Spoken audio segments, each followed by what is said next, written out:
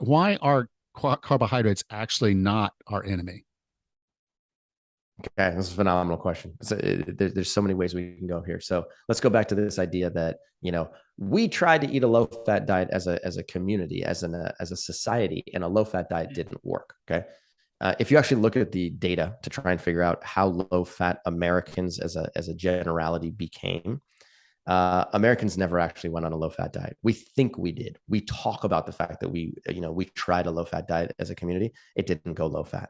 Okay, the actual percentage of calories that humans were or that Americans were eating prior to eating a low-fat diet was 38% of calories. When they adopted a low-fat diet, they went from 38 to 37% of calories. Okay, that's no change Huge. as far It's as I'm huge. concerned. Massive change, let me tell you, right? So there was really no, from a statistical perspective, from a biological perspective, there was no change. Okay. And just like you said, even though we think we ate a low fat diet, we actually started eating a high sugar diet. And I use the word sugar very loosely there because we actually started eating a high refined carbohydrate diet. And what I want people to understand is that this carbophobia that has happened over the course of many years, that's actually been, recycled many times since the Atkins diet first came out in the 1970s. It didn't really take hold. It got reinvented in the 1990s and all of a sudden became very popular. So in my head, I think of the low carbohydrate diet as starting in the 1990s. And then from that point onwards, it got recycled into the South Beach diet, into the zone diet, into the paleo diet, and then into the ketogenic diet, which is where we're at. So we're at like version 4 or version 5 of a low carbohydrate diet. And the messaging seems to get stronger and stronger and stronger every time it reincarnates itself. And the messaging here is that carbohydrates are bad for you. Carbohydrates will make you fat. Carbohydrates will make you more diabetic. They will spike your insulin use and they will lead you to an early grave.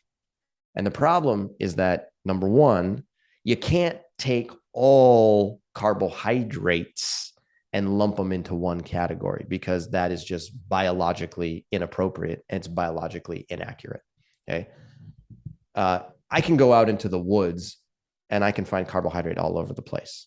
The trunks of trees made out of wood, that's a carbohydrate.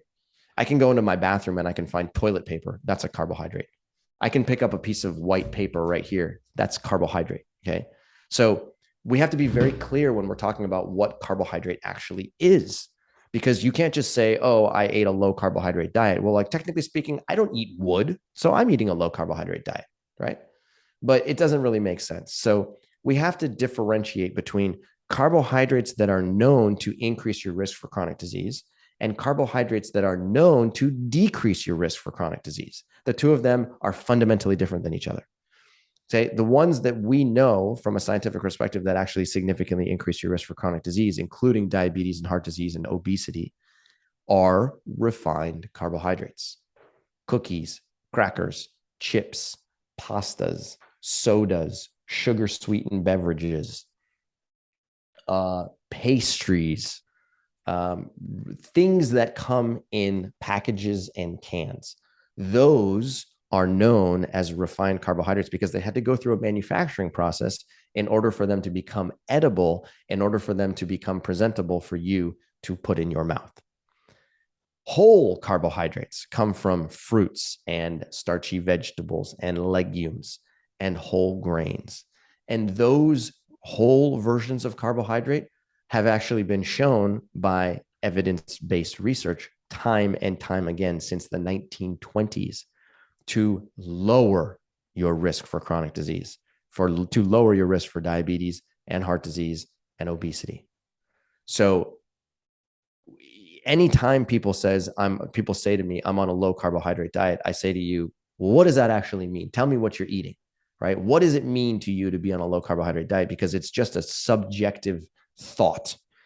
And the reality is that what most people will benefit from when they're consuming a low carbohydrate diet is to eliminate, not just reduce, but eliminate the processed refined carbohydrates. I'm in full agreement of that. Robbie's in full agreement of that. And every single health professional I know is in full agreement of that. There isn't a single health expert that's going to say, you know what? You should be eating more refined carbohydrates.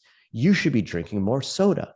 The reason why you're not losing weight is because you're not eating enough bear claws, right? Nobody's going to say that because that's an absurd thought.